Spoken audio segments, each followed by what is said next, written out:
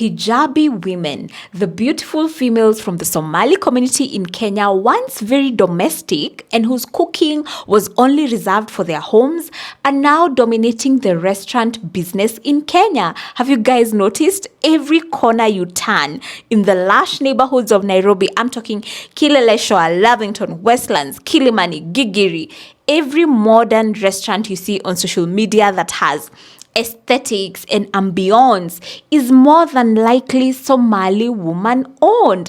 Now we are going to name these restaurants and also try to understand what is it about Somali women and their culture that could be contributing to this takeover, because it is a takeover in a very male-dominated industry.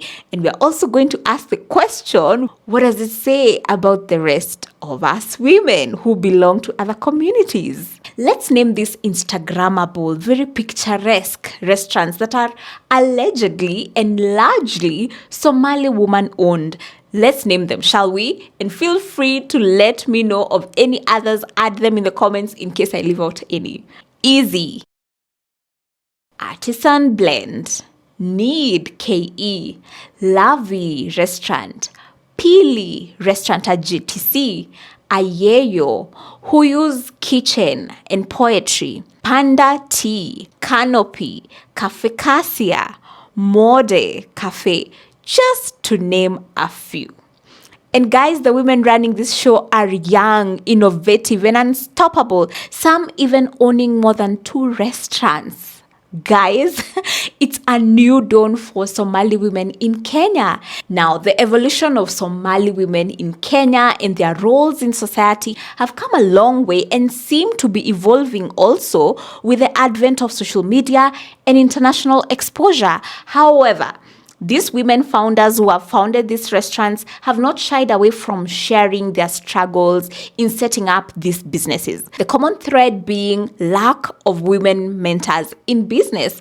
Others stating that in previous generations, women were somewhat underestimated. What's really difficult is within our culture, sometimes we get underestimated, right? I've had people tell me I need male partners to be able to run a very successful business. I need to look to men to help me.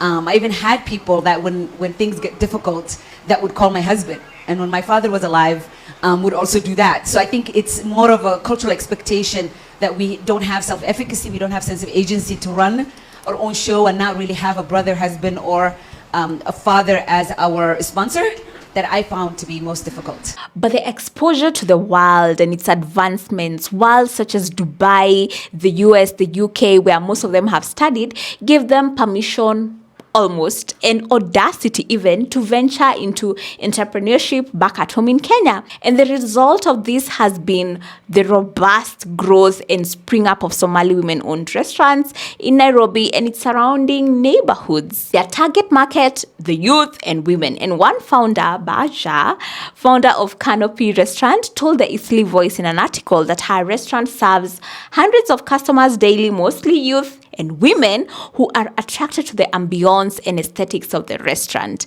Now, these women have been able to turn a domestic responsibility into a business. They are making money from their traditional roles in society, cooking meals. So they grew up watching their mothers cook, learned how to cook, and are sharing their cuisines with the masses, with the world, and making money from it, as the founder of Huyu's Kitchen stated. I was always fascinated by my mother's skills in the kitchen.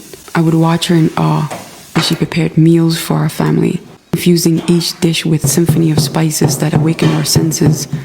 It was like watching a master composer effortlessly creating a masterpiece. As I grew older, I became more and more drawn to my mother's creations.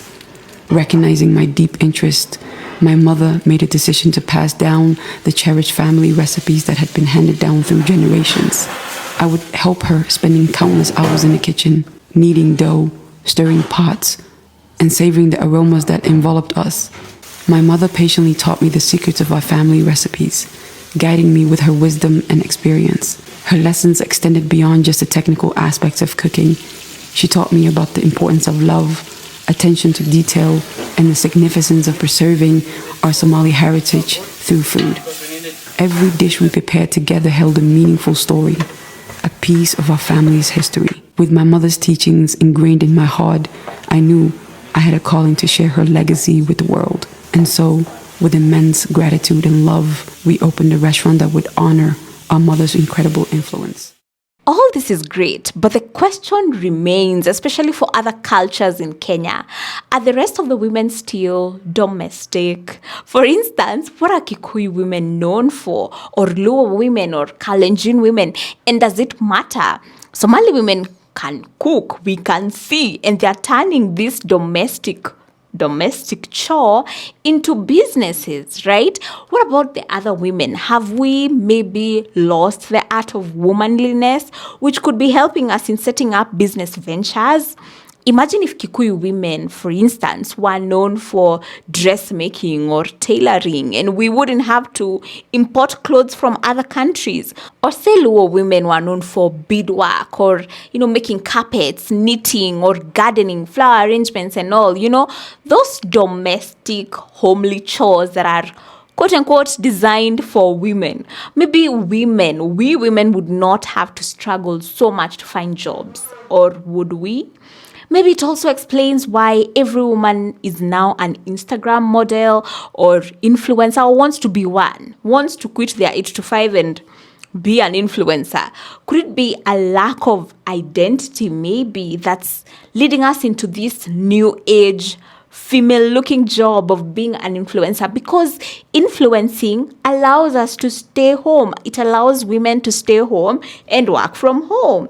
Does it point to a deep down yearning of women wanting to be at home, that we chased after these jobs, the white collar jobs, but we have a yearning now to want to be home more?